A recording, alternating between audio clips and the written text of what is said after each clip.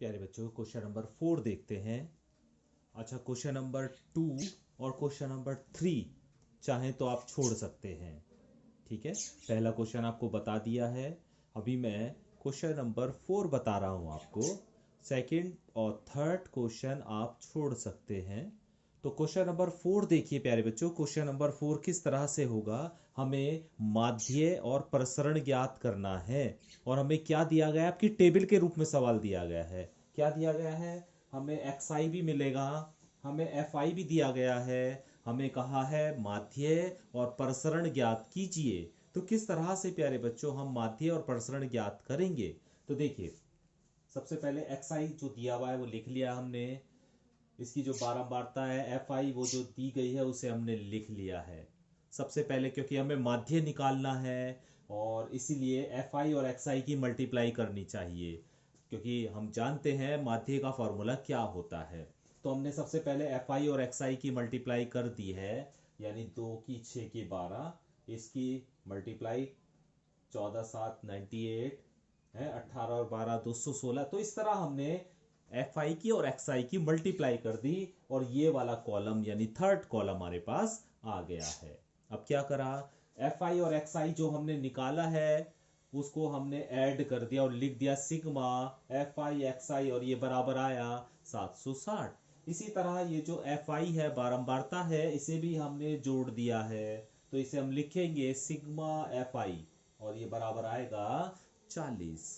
अब हम माध्य का फॉर्मूला जानते हैं प्यारे बच्चों, पिछले वाली एक्सरसाइज में आपने सीखा है। इसे हम एक्स बार से प्रदर्शित करते हैं और माध्य बराबर होता है सिग्मा एफ आई एक्स आई अपॉन सिग्मा एफ आई। सिग्मा एफ आई और एक्स आई की वैल्यू 760 है और सिग्मा एफ आई की वैल्यू 40 है। ये रख दिया हमने, हल करा।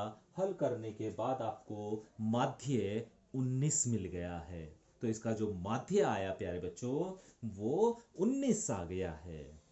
ठीक है, अभी हम क्वेश्चन नंबर 1 की तरह डी का मान निकालेंगे, विचलन निकालेंगे। और डी बराबर हमने लिखा था एक्स आई माइनस एक्स बार होता है, अर्थात इन सभी संख्याओं में से 19 को घटाते चले जाओ। तो 6 में से 19 घटाएंगे तो माइनस का 13 आ जाएगा है। 10 में से 19 घटाएंगे तो माइनस का 9 आ जाएगा। 14 में से 19 घटाएंगे माइनस का 5 आए। तो इस तरह इन सभी संख्याओं में से आप 19 को घटाते चले जाइए तो डी का मान आपको मिल जाएगा। इसीलिए मैंने डी बराबर एक्स आई माइनस एक्स बार लिख दिया है। ठीक है, अभी जिस तरह पहले क्वेश्चन में आपने डी का स्क्वायर करा था उसी तरह यहां पर भी हमें डी का स्क्वायर करना है।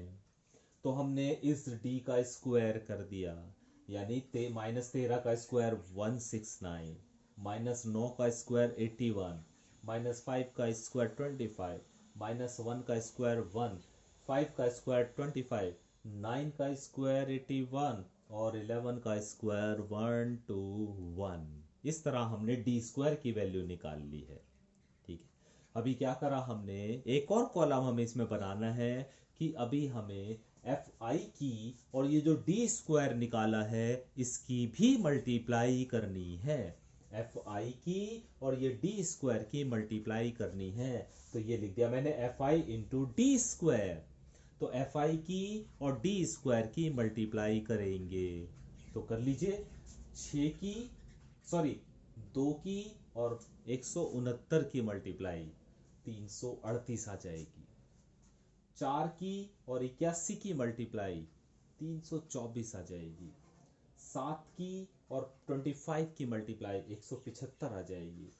12 की और 1 की मल्टीप्लाई 12 ही आ जाएगी, है ना। 8 की और 25 की मल्टीप्लाई 200 आ जाएगी। 4 की और 81 की मल्टीप्लाई 324 और 3 की और 180 की 121 की मल्टीप्लाई 363। तो इस तरह प्यारे बच्चों हमने एफ आई की और डी स्क्वायर की मल्टीप्लाई कर दी। अभी इसे भी हमें जोड़ना है और जोड़ने के बाद क्या लिखेंगे? Sigma F I D square, sigma F I D square, और ये बराबर आएगा 1736।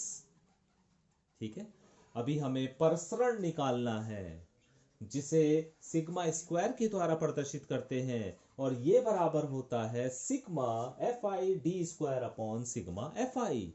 Sigma F I D square upon sigma F आई। ये वैल्यू आप निकाल चुके हो 1736, और सिग्मा एफ आई की वैल्यू आपको पता है 40। तो 1736 को 40 से भाग कर दीजिए, तो ये आ जाएगा आपका 43.4।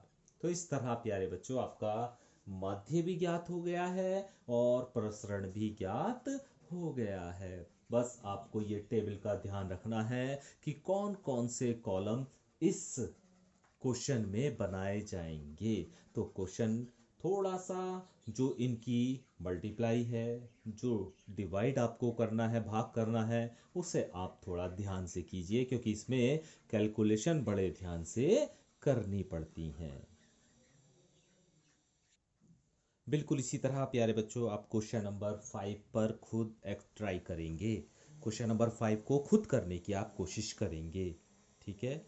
तो कल से हम इसमें एक्सरसाइज में और आगे जाएंगे एक और नए टॉपिक के साथ, जिसमें आपको माध्य भी निकालना होगा और अब की आपको मानक विचलन निकालना होगा। प्रसरण भी निकालना हो, प्रसरण नहीं निकालना, आपकी मानक विचलन निकालना है। और मैं आपको एक बात बताऊं प्यारे बच्चों कि अगर जिसने प्रसरण निकालना आ गया उसे मानक विचलन निकालना भी आ गया है। बात बस इतनी है कि मानक विचलन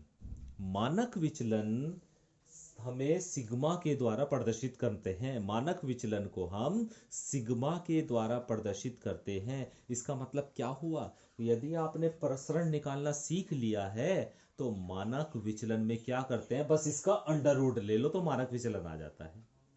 ये जो हमने सूत्र लिखा है ना प्रसरण का, sigma F I D square upon sigma F आई, बस एक थोड़ा सा अंतर है मानक विचलन में। मानक विचलन बराबर होता है, यहाँ पे वर्गमूल लग जाता है, बस वर्गमूल sigma F I D square upon sigma F आई। बिल्कुल यही टेबल बनेगी, बस मानक विचलन में जो फॉर्मूला है उसमें थोड़ा सा अंतर आ जाएगा। मानक विचलन बराबर हो जाता है under root sigma F I D square upon sigma F I.